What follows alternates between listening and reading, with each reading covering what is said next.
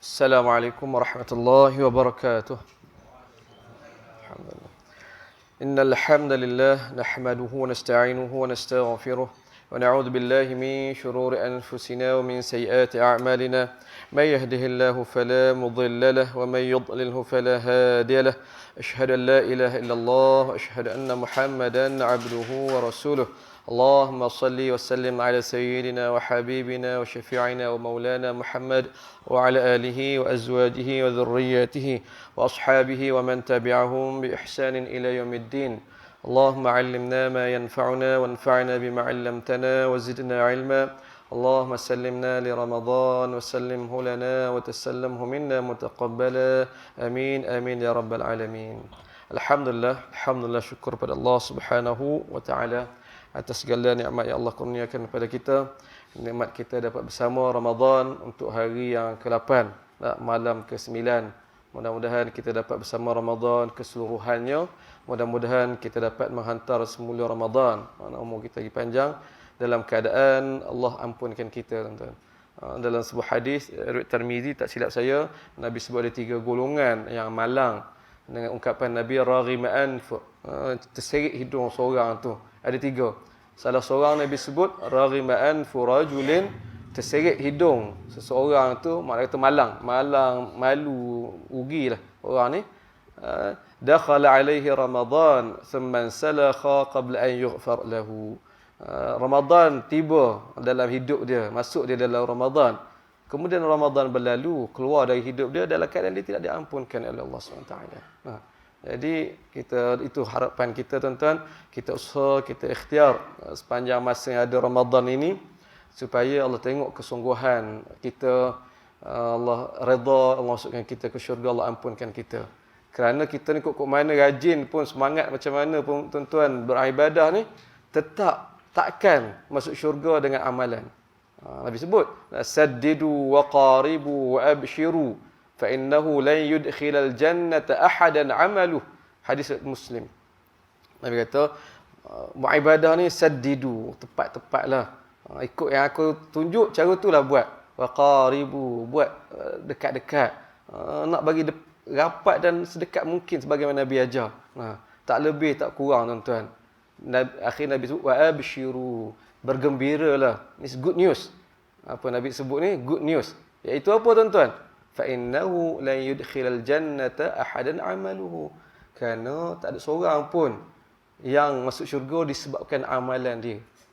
Kalau nak kata kita masuk syurga dengan amalan kita, Allah nak nilai amalan kita ni banyak, tak ada, tuan-tuan. Sahabat Nabi pun terkejut. Wala anta ya Rasulullah. Aku pun macam juga. Tapi semua kita akan masuk syurga dengan rahmat Allah Subhanahu wa taala. Perkenan Allah Subhanahu wa taala. Allah berkenan tu macam mana, tuan-tuan? Tengok kesungguhan kita lah. Tengok kesungguhan kita. Dan tetap kita beramal. Dengan kita tahu ini, kita makin rajin beramal. Bukan kata, kalau macam tu, tak apalah, lebih-lebih kurang lah. Aku masuk dengan rahmat Allah Ta'ala. Taklah, bukan begitu. Tuan-tuan rahmati Allah. Baik. Bukan itu sebenarnya saya nak sebut. Ni tazkirah sekadar kita ada, tuan-tuan. Saya duk fikir nak tazkirah pasal apa sebenarnya. Duk baca yang kita baca tadi, surah Al-Baqarah di hujung dia. Tak tahu, kalau saya doa ke tuan-tuan, Allah berikan tuan-tuan kemahuan, kemampuan dan kesungguhan untuk belajar bahasa Arab. Paling kurang tuan belajar bahasa Arab Al-Quran. Sekarang ni orang dah modul kan, banyak dah. Bahasa Arab komunikasi, cara bercakap, bahasa Arab biasa kan. Kemudian bahasa Arab baca kitab lain. Kemudian ada bahasa Arab Quran. Dan tuan-tuan, dengan kita mungkin tuan-tuan masa sebagai tuan-tuan bukan dalam bidang, bukan ustaz, bukan bidang agama kan. Tuan-tuan ada kerjaya, ada tumpuan masing-masing. Tapi saya ingat ada masa, tuan-tuan, untuk paling kurang pun belajar bahasa Arab Al-Quran. Bahasa Arab Al-Quran. Dan ada contoh-contoh orang dah berjaya. Antaranya arwah bapa mertua saya.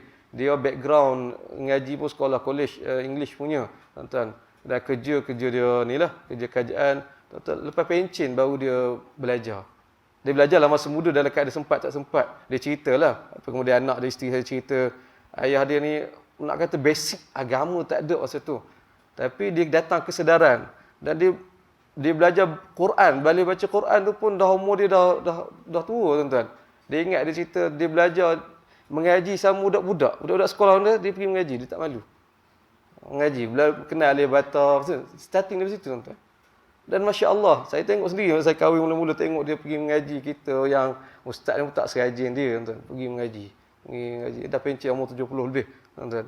Dan dia boleh faham Al-Quran sekarang. Masa tu lah, boleh faham Al-Quran. Kata Masya Allah, dia usaha. Boleh, faham Al-Quran. Nak bercakap, dah tentu. Tapi bahasa Al-Quran ni boleh faham. Jadi saya doa tuan-tuan, kalau boleh faham Al-Quran, imam baca tadi, tuan-tuan boleh menghayati. Kalau ikut kita yang faham ni, nak baca lajak lagi. Tak ingat imam separuh surat je, separuh surat saja. Itu tuan-tuan rahmat Allah. Nak tahu cerita yang tu, atau nak sentuh pasal tu, ataupun isu yang lain, saya berbolak-balik. Ala kulli hal tuan-tuan rahmat Allah, saya ingat beginilah. Dengan sedaran yang ada ni, elok pula ada beberapa perkara berlaku 2-3 hari kepada saya ni, saya nak cerita begini tuan-tuan. Ramadan, bulan semangat. Masuk je Ramadan, orang semangat kan. Semangat, tak pernah datang surau, tak pernah solat tarawih, solat berjemaah, datang solat berjemaah. Begitu semangat tuan-tuan. Alhamdulillah. Itu rahmat Ramadan. Tetapi kok mana pun semangat kita beramal, beribadah itu mesti disuluh dengan ilmu kan. Mesti disuluh dengan ilmu. Dan Masya Allah tuan-tuan kat sini, pusat pengajian ni memang orang yang mengaji, orang terdedah. Saya tak terasa sangat. Ala kulli hal kita ulang kaji tazkirah lebih kurang lah. Adapun tempat lain, saya berkelapangan untuk solat tarawih di banyak tempat. Kita mengajar sana dengan sini. Jadi tengok pelbagai keadaan masyarakat menyebabkan saya kena sentuh benda ini. Iaitu berkenaan dengan solat tuan-tuan. Solat. Ada satu tempat ada imam kenal, budak muda tapi selalu mengajar situ. Dia bisik, Ustaz, kalau ikut AJK, dia suruh baca satu baris saja. Dia buat 20 rakaat tempat tu. Memang lelah saya pergi. Allah, lelah aku ikut ni. Nak kejar 20 rakaat tu. Tu imam baca 2. Kita dengar tak puas. Imam suara okey. Baca 2 baris dan 3 baris. Allah, tak puasnya. Dia kata, kita bercakap, kira macam mana sekarang? Kalau ikut AJK, dia kata satu baris, satu rakaat, satu baris. Macam mana? Lepas tu selawat antara solat tu pun terkejar tuan. Allahumma salli ala imam. Jawab, lepas tu sallallahu. Lepas tu bila tu al-badrul overlapping. Kita macam mana ni orang? Lelah tuan. Jadi saya nak kena sentuh benda ini berkenaan dengan solat. Ya, masuk je Ramadan kita akan banyak solat kan? Rajin solat. Solat tu apa tuan-tuan? Apa sebenar solat? Adakah dia pertunjukan, persembahan, aksi daripada Allah Subhanahu Wa Taala, ada qiyam, ada rukuk, ada sujudnya semata-mata atau bagaimana? Saya ingat kata-kata salaf, kalau tak silap saya nisbahnya kepada Imam Hasan Al-Basri. Dia kata, idza kunta turid, idza arada an tatakallam ma'allah fa'alayka bid-du'a. Sekiranya kau nak rasa bercakap-cakap dengan Allah Subhanahu Wa Taala, doa. Wa idza arada an yukallimaka Allah fa'alayka bil Quran. Sekiranya kamu nak rasa Tuhan berbicara, Allah berbicara denganmu, bacalah Al-Quran.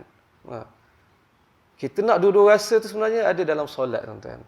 Solat kita di antara dua itu. Ada ketika kita bermunajat, kita bercakap kepada Allah Subhanahu Wa Taala, dan ada ketika kita mendengar Allah bercakap dengan kita. Itu solat tuan-tuan. Kena ada feel itu. Dan Nabi pun ajar dalam hadis yang lain, Nabi kata, "U'budullah ka'annaka tarah, fa in lam takun tarahu fa innahu yarak." Sembahlah Allah dalam keadaan kamu rasa aku sedang melihat Allah kan. Rasa Allah ada, kita pun buat yang terbaik. Mana ada connection tuan-tuan. Sekiranya kamu tak mampu rasa begitu, rasakan juga engkau buat ni Allah perhati. Begitu tuan-tuan. Ibadah kena ada rasa macam tu. Bukannya nak kejar bilangan 20 rakaat, 8 rakaat. Bukan begitu tuan-tuan rahmatullah. Dan kita nak rasa feel lagi tu pun juga sudah tentu tadi dengan ilmu. Ilmu sebahagian yang tu faham. Kita faham apa dibaca. Begitu tuan-tuan rahmatullah. Saya baca surah Al-Baqarah ni lagi, saya teringat juga kisah. Saya cerita tak kat sini. Tapi saya dengar daripada masa kecil lagi. Dan ingat sampai sekarang. Time datang Ramadan ni duk teringat kisah tu. Saya duk ceritalah di beberapa tempat. Nak kata moral tu ada. Kisah ni tentang seorang. Tak tahu saya cerita ini. Saya cerita lah. Belum, tak tahu cerita apa, belum kan. Seorang ni, sama kes. Dia masuk je Ramadan, nak kata mungkin sebelum pada tu dia tak pernah lah mendekati surau begitu, jauh dengan agama. Tapi begitu, datangnya Ramadan, datang semangat, datang kesedaran. Dia pun azam 1 tahun dia datang Ramadan tu. Dia azam, aku Ramadan kali ni nak solat tarawih. Mungkin sebelum tak pernah kali, solat tarawih. Dan orang semangat tuan-tuan dia begitu. Dia akan lebih-lebih. Nak solat tarawih tak nak 8, nak 20. Tu tuan-tuan. Dia tengok pergi nak surau dekat dia, tanya imam solat 8. Ada tazkirah lagi? Tak nak tazkirah. Ada orang macam tu tuan-tuan. Bunyi tempat ada tazkirah lari, cari tempat tak ada tazkirah. Tuan-tuan ada majlis ilmu walaupun pada Ramadan, insya-Allah saya sangat-sangat pandang tinggi. Itu saya sebut ilmu sudah jadi panduan pemimpin kepada amalan kita. Tuan-tuan rahmatullah. Jadi taklah nama Pak Mat lah, Pak Mat. Tak ada Pak Mat sini lah. Pak Mat lah. Dia cari surau tempat nak solat 28, tak payahlah. Cari tuan-tuan, ada tempat dekat dia jumpa Mat Hafiz. Ni Mat Hafiz lah. Saya tak tahu sebelum ni macam mana Mat Hafiz kat sini, tapi yang biasa kalau solat Mat Hafiz, imam dia akan baca panjang. Pelajar-pelajar tahfiz, kemudian imam pun di kalangan mereka juga, mereka akan baca panjang. 5 muka surat, 10 muka surat kan. Itu imam. Jadi Pak Mat ni dia datang semat pertama kali, terus datang Mat Tahfiz tu dia tahu sini orang sembahyang solat 20 rakaat. Dia pula tuan-tuan duduk belakang imam. Imam duduk belakang dia. Tuan-tuan ni fiqh dalam hukum hakam solat berjamaah. Walaupun dia tidak ada nas, tidak ada apa, tapi dia dah establishnya begitu. Bukan sebarangan orang boleh duduk belakang imam. Dia mestilah ranking kedua selepas imam. Orang boleh duduk di belakang imam, orang yang kalau sebenarnya tak ada imam yang duduk atas ni, dia lah boleh ganti. Itu tujuan dia. Mestilah orang yang kedua belakang imam tu seharusnya orang yang faqih, orang yang baik bacaannya sebagaimana imam. Andai berlaku perkara luar jangka, imam sakit perut, makan banyak tadi ada makan banyak, tak pernah makan banyak, mula perut, terpaksa. Lalu solat tidak bubar sebegitu saja, imam tak ada, solat tak runtuh tuan-tuan. Dia ada tata cara dia kan, naik orang belakang dia. Ini orang kedua. Jadi kadang jemaah ingat AJK mentang-mentang AJK awak duduklah belakang imam ya. Tak begitu. AJK pun dia kena faham. Yang duduk belakang imam tu orang standby bila masa boleh ganti imam. Orang tahu hukum, orang tahu bacaan tuan-tuan rahmatullah. Tak apalah Pak Mat duduk belakang imam. Yang lain mungkin kata pak cik ni dialah orang baru tetamu kita bagilah kat dia. Belakang imam tuan-tuan. Imam baca habis solat Isyak, masuk solat tarawih, saya ringkaskan cerita. Dan ini malam pertama baca ni surah Al-Baqarah kan. Surah Al-Baqarah. Imam baca 5 muka surat sekali. Rakaat pertama 5 muka surat. Tuan-tuan bayang 5 muka surat. Saya pernah tengok budak tahfiz. Kalau duduk belakang tu budak kecil-kecil yang baru belajar, yang baru nak masuk tahfiz. Kesian tuan nak habis 20 tu. Kawan tu sangat pusing. Tu orang yang hayang. Lama. Jadi Pak Mat ni dengan umur dia, dengan tak pernah dia, 5 muka surat rakaat pertama. Macam mana keadaan nak ketar ni semua. Habis rakaat pertama, naik rakaat kedua, 5 muka surat lagi. Lama tu. Imam bagi salam. Assalamualaikum. Assalam. Habis lawat. Imam nak naik untuk rakaat yang berikutnya, Pak Ahmad tu curi belakang tu. Nak tanya jap tu. Tadi baca surah apa? Imam tu jawab, surah Al-Baqarah cik. Al-Baqarah tu maksud apa? Tuan-tuan, orang tak tahu, ilmu tak ada. Kita sebut Baqarah boleh tahulah maksud kan. Tak belajar bahasa Arab pun, Baqarah maksud lembu. Orang tak tahu tuan-tuan. Al-Baqarah maksud apa? Al-Baqarah lembu cik, lembu betina. Okey. Jap tanya lagi. Lepas ni nak solat nak baca surah apa? Imam tu dapat tangkap dah. Ni pak cik kesian orang baru ni lama. Dia tak apa dah pak cik, saya baca surah Al-Fil ke. Al-Fil tu apa pula maksud dia? Untuk Al-Fil, alam tara kaifa fa'ala rabbuka bi ashabil fil. Al-Fil gajah maksud dia pak cik. Mana Pak Ahmad? Tak apalah pak cik balik dulu. Tuan-tuan boleh dapat maksud tu. So dia mungkin fikiran dia tadi dua rakaat pertama imam baca surah Al-Baqarah tu punyalah panjang.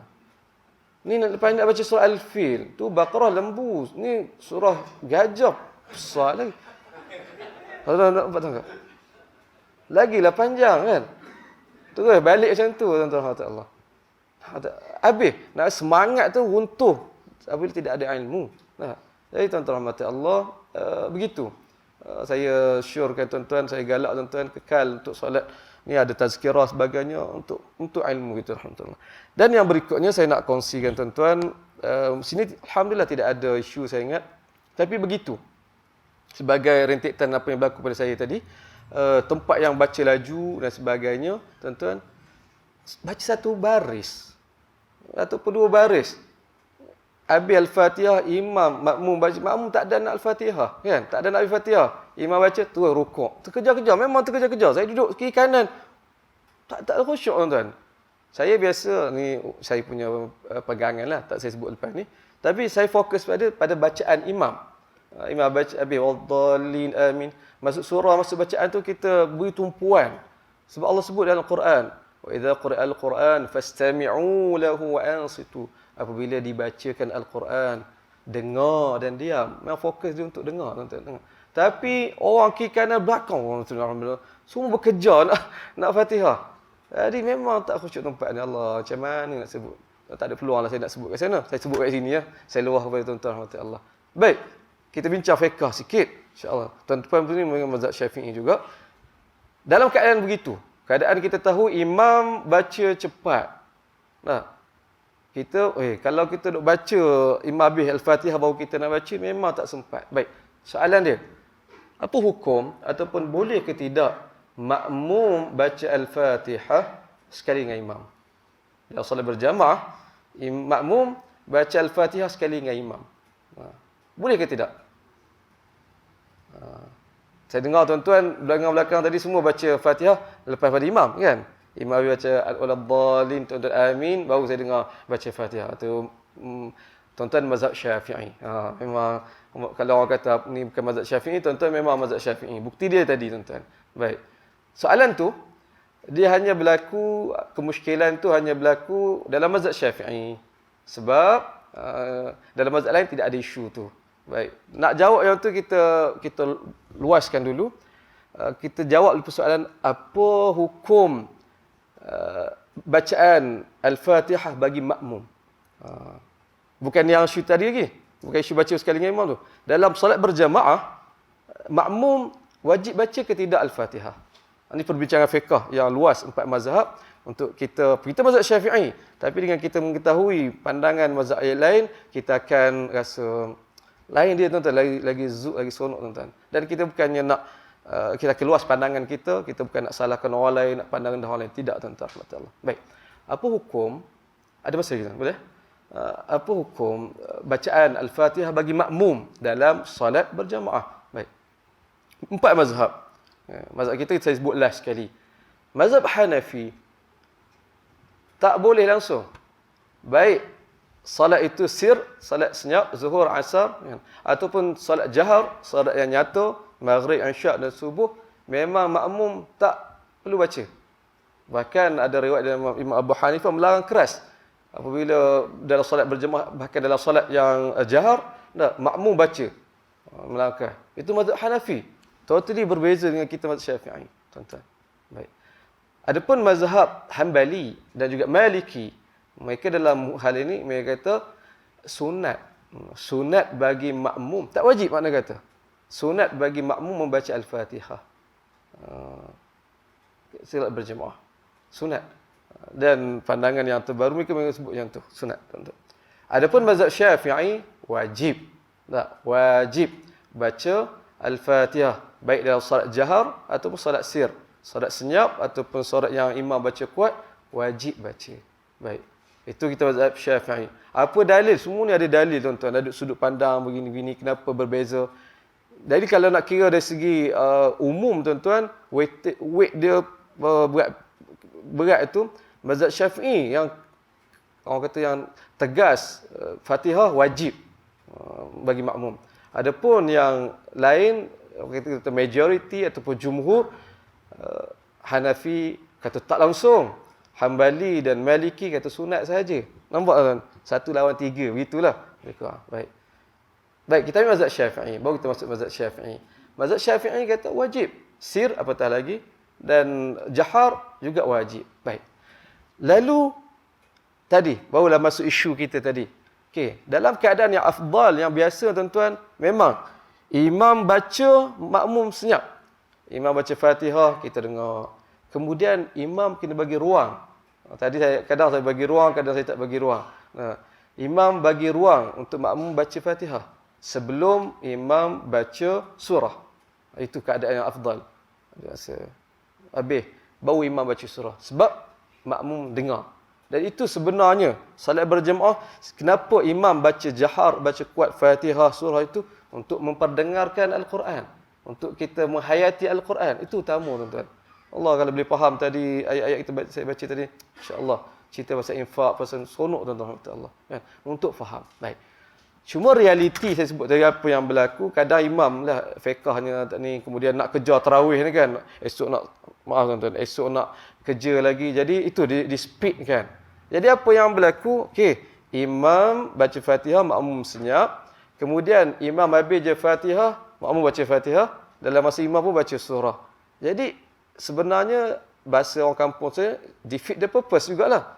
Bila imam makmum baca surah, baca Fatihah, imam baca surah, samalah juga. Dia tidak menjawab, tidak ni. Jadi kembali pada soalan tadi, boleh ke tidak? Kalau macam tu ustaz, apa kata saya baca masa imam baca Al-Fatihah, saya baca Al-Fatihah juga.